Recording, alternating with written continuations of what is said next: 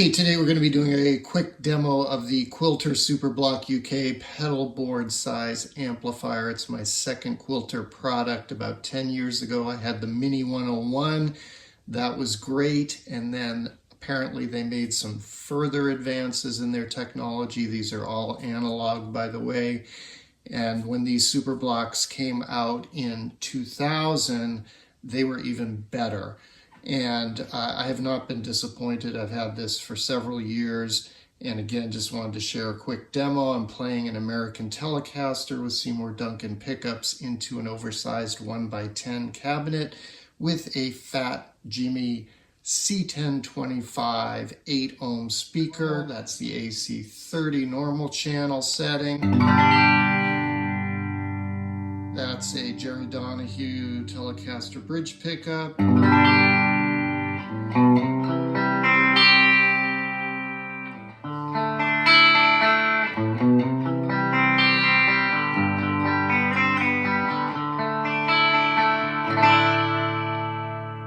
That's an example of the chiminess.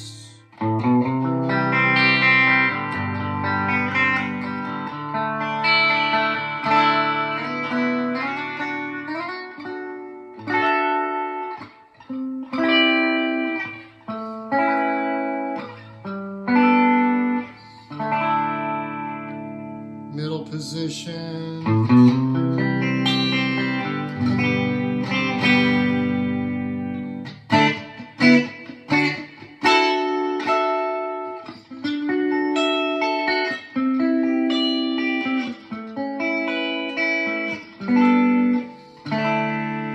Wanted to give you a little sense of the reverb there with the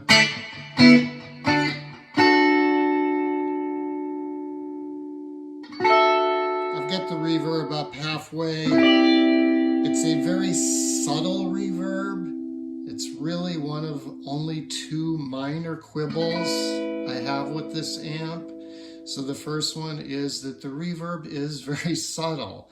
It's not going to blow you away. It's going to be great for adding some dimension, adding some ambiance. But it's not going to be something that you would use as an effect. Here's at 2/3. I'm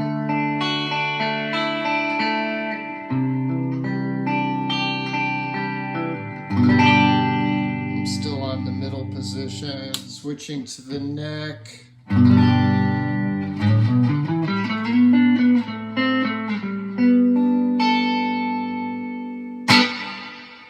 You know, it gets a little splashy, but not in a great way. So for me, I leave it about halfway up.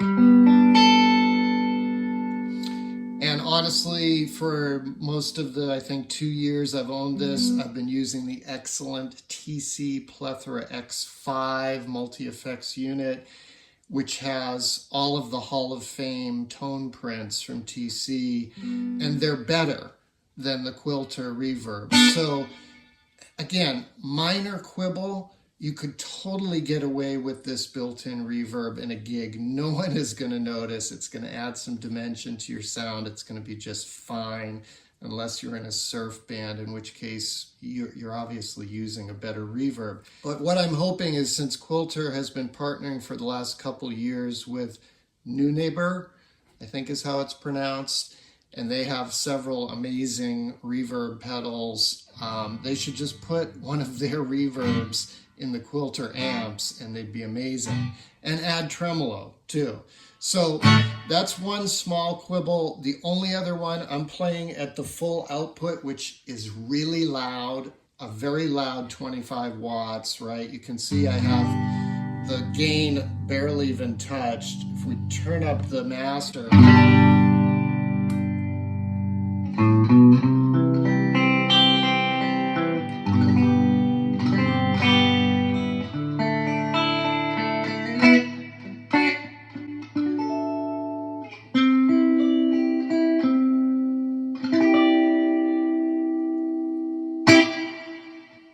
you You can hear that it gets really loud with the gain not even basically on. But know that it sounds great at bedroom levels, and know that if you want to knock it down further, you can run it at 9 volts with a standard 9-volt power supply, and that knocks it down to 1 watt. So that's my second quibble. It doesn't sound quite as big and full at 1 watt as it does at 25. I don't know what that would take to fix that, but it would certainly make it a better bedroom amp if it sounded exactly the same at 1 watt. It just doesn't. And if you know anything about amps that have attenuators and stuff, that's normal, that they don't sound as good when they're not at full volume. So that's a tiny, tiny, tiny quibble. But honestly, that's all I can find negative to say about this amp. So the AC normal is my favorite. The thing that really kind of blew me away about this, because I'm a clean player, is I had not expected the Marshall setting to be this good. So this is the Marshall.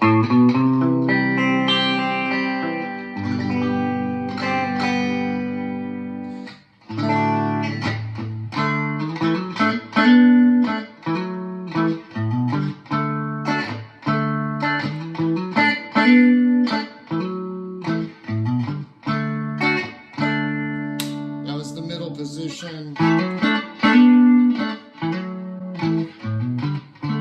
even going to knock off some treble there because that Marshall setting is really bright. I always considered Marshalls to be kind of dark amps, but this one is bright and bold and punchy.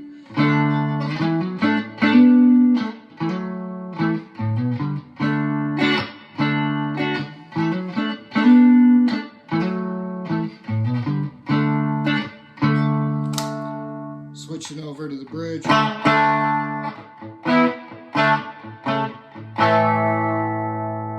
Okay, so the clean tones are great. They're big, they're bold, they're punchy.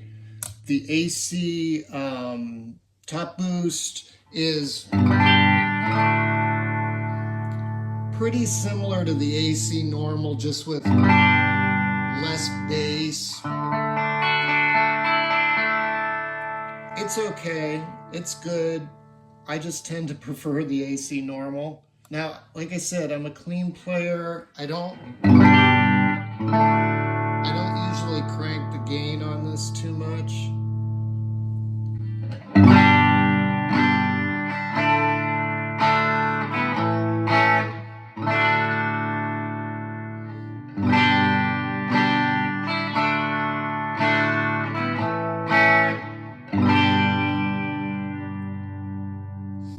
But you can hear it sounds pretty great, right?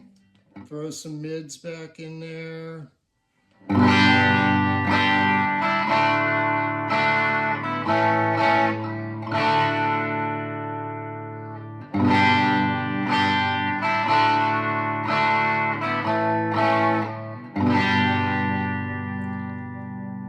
I think it sounds better with the mids dialed out, personally.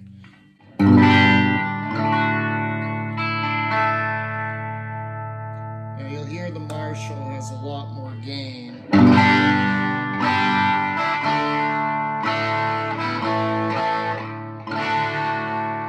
It's too much. The Marshall gets a little rowdy at those higher gain levels. I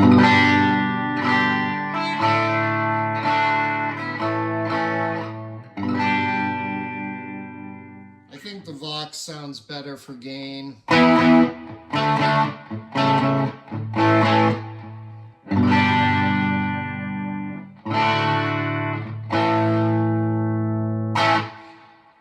But I honestly think if you're going to use this, I would use it as a pedal board amp. I would run pedals into it.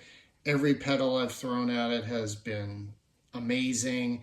Sounds great with compression. I didn't want to do a pedal demo today because I wanted you to get a sense of what this thing sounds like on its own. The limiter smooths things out a little bit when you've got the gain cranked.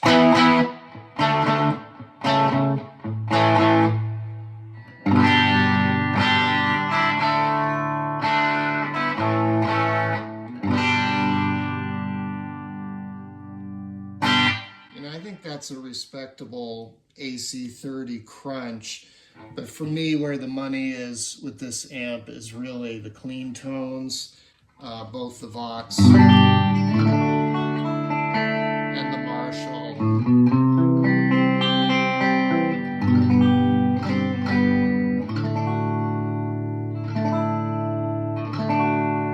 I mean, that's just really nice.